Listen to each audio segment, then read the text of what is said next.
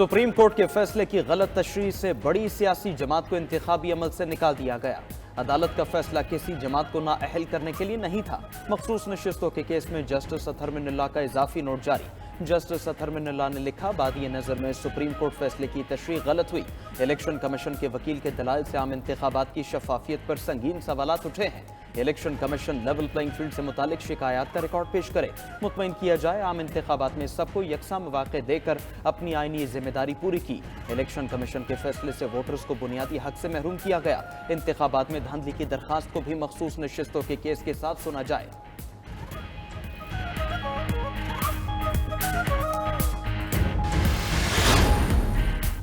PTI intra party election को बड़ी अदालत में ले गई। नजरसानी दरख्वास्त सुप्रीम कोर्ट के 13 रुकनी बेंच के सामने मुकर्रर करने की सदा।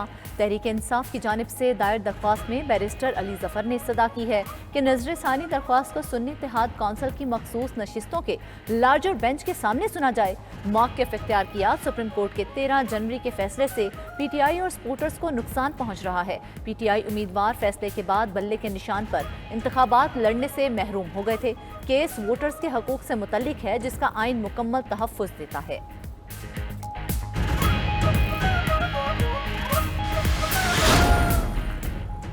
आला अदलिया या मातहत अदलिया के किसी जज या उनके अमले से राब्ता ना करें। वज़ीर आज़म ऑफिस, IB, ISI तमाम सिविल और मिलिट्री एजेंसियों को हिदायत जारी करे।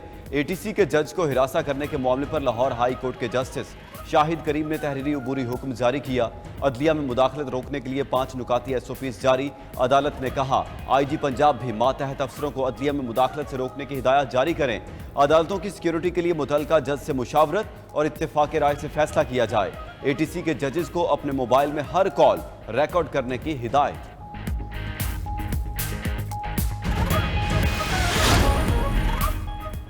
एक वक़्वे की FIR मुतालिका पुलिस स्टेशन के अलावा कहीं और दर्ज नहीं हो सकती। इस्लामाबाद हाई कोर्ट ने बड़ा फैसला सुना दिया। शेख रशीद के खिलाफ कराची में दर्ज मुकदमा खारिज। जस्टिस तारिक महमूद जहांगीरी ने कहा, तयशुदा उसूल है, एक ही जुर्म में एक से ज़ायद बार किसी को प्रोसिक्यूट नहीं किया जा सकता।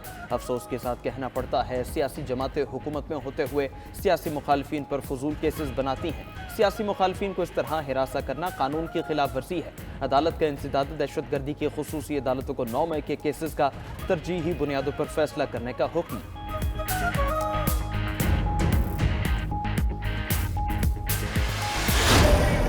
जी आप पढ़े, जी पढ़े, आप पढ़े। मैं क्या कर सकता हूँ? सस्पेंड करो ना। कैसे? आप चुप किए कल। Can I do it? आप पढ़े, बोले तो ना बोले, मैं अगले पे चला जाऊंगा। ये मैं कल आपसे कहता रहा, यही मैं आपसे कहता रहा कल। अब मैं कैसे रोकूं उनको? सस्पेंड कर रहे हो आप बोले, ये जेल है। मैं सुन रहा हूँ। पंजाब असेंबली में ऑपोजिशन ने पाबंदियों को एब्सोल्युटली नॉट कह दिया। 11 अरकान की मौतली पर ऑपोजिशन अरकान का असेंबली इजलास में शोर शराबा। हम लेके रहेंगे आज़ादी और स्पीकर गर्दी नामंजूर के नारे लगाए। ऑपोजिशन अरकान के शोर शराबे से असेंबली में कान पड़ी आवाज़ सुनाई ना दी। उधर ऑपोजिशन अरकान ने असेंबली के बाहर अपनी असेंबली लगा ली। 108 अरकान की शिरकत। 11 अरकान को मुअत्तल करने के हुक्म के खिलाफ तहरीक भारी अक्सरियत से मंजूर। ऑपोजिशन लीडर अहमद खान भच्चर ने कहा, मरियम नवाज फॉर्म 47 की जाली वज़ीर आला हैं। मरियम नवाज एस्टेब्लिशमेंट की आशीर्वाद से वज़ीर आला बनी। ऑपोजिशन की असेंबली ने 9 मई की तहकीकात के लिए जुडिशल कमीशन बनाने की करारदाद भी मंजूर कर ली। पंजाब असेंबली में हंगामा राई पर स्पीकर का अखलाकियात कमेटी बनाने का ऐलान। लाहौर में मीडिया से गुफ्तगू में स्पीकर पंजाब असेंबली मलिक अहमद खान ने कहा, पहले इस ऐवान में नारेबाजी की जाती थी, लेकिन अब माँ बहन की गालियां दी जाती हैं जो काबिल कबूल नहीं। किसी सूरत माहौल ख़राब नहीं होने दूंगा। मेरी मौजूदगी में ऐवान के अंदर गालियां दी गई। लोग अखलाकी सतह से गिर जाएंगे तो किस तरह ऐवान चलेगा? ऐवान की तनज़ली के जिम्मेदार इसके अंदर बैठे लोग हैं।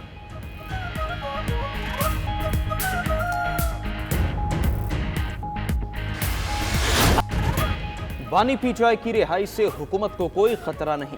मैं नहीं समझता बानी पीटीआई वज़ीर-ए-आज़म की बातचीत की पेशकश को संजीदा लेंगे, लेकिन हुकूमत बातचीत के लिए तैयार है। वज़ीर दिफा ख्वाजा आसिफ का बरतानवी नशियाती इदारे को इंटरव्यू।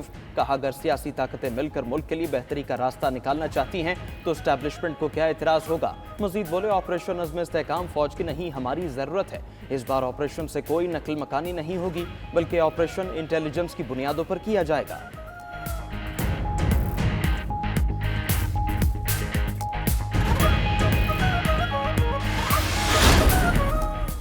पीटीआई को उसका मैंडेट वापस करें। पूरी दुनिया इंतखाबात की शफाफियत पर एतराज़ कर रही है। ओपोजिशन लीडर उमर अयूब की सरगोधा में मीडिया से गुफ्तगू। कहा, फार्म 47 वालों की चोरी पकड़ी जा चुकी है।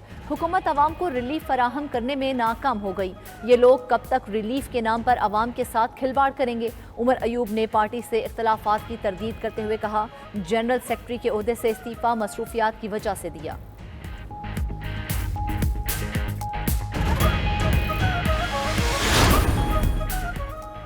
पार्टी में कौन कौन ग्रुप बंदी कर रहा है, बानी पीटीआई ने नाम मांग लिए। बानी पीटीआई का पार्टी में धड़ेबंदी और फॉरवर्ड ब्लॉक का नोटिस। पार्टी डिसिप्लिन पर सख्ती से अमल दरामद की हिदायत कर दी। जराये के मुताबिक बानी पीटीआई ने पार्टी की आदत से धड़ेबंदी में शामिल अरकान के नाम भी मांग लिए। उधर उमर अयूब के बाद पार्टी रुकन जुनेद अकबर भी पार्टी ओहदे से मुस्ताफी। जुनेद अकबर ने पीटीआई कोर कमेटी की रुकनीत छोड़ दी।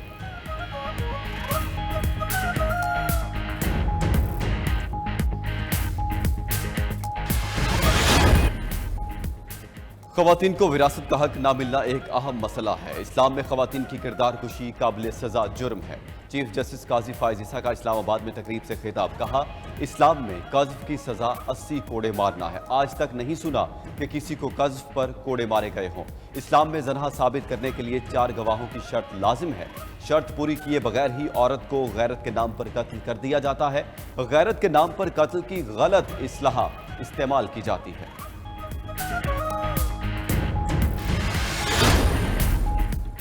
मुल्क में 1 जुलाई से महंगाई का नया तूफान आने को तैयार। बजट में पेट्रोलियम मसनूआत पर लेवी 70 रुपए तक बढ़ा दी गई। अद्वियात और खाने पीने की अशिया पर भी टैक्सेस में इजाफा। मुर्गी, गाय और बकरे का गोश्त महंगा होगा। 18% सेल्स टैक्स लगने से मोबाइल फोन्स की कीमतें भी बढ़ जाएंगी। स्टेशनरी पर 10% टैक्स नाफिज। तालीम भी मजीद महंगी हो जाएगी। हर्बल और होम्योपैथिक अद्वियात पर भी टैक्सेस का नफाज। बैनुल-अक़वामी फ़ज़ाई सफ़र भी मजीद महंगा कर दिया गया। बिजनेस और क्लब क्लास पर टैक्स में 1 लाख रुपए तक इजाफा। इकॉनमी और इकॉनमी प्लस टिकट पर 12,500 रुपए टैक्स देना होगा। जायदाद रखना और खरीदो फरोख्त करना भी मजीद मुश्किल हो गया। जितना बढ़ा घर उतना ही टैक्स बढ़ा। फाइनेंस तरमीमी बिल तौसीक के लिए सदर आसिफ जरदारी को भिजवा दिया गया।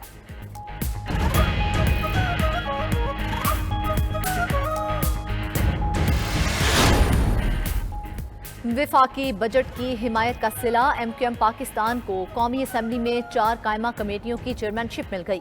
हुकूमत ने निजकारी, IT, तिजारत, सनती पैदावार की कायमा कमेटियां मुत्तहदा को सौंप दी। उधर MQM पाकिस्तान और पीपल्स पार्टी में कुर्बतें बढ़ने लगीं। मुत्तहदा वफ्द की chairman people's party Bilawal Bhutto से मुलाकात।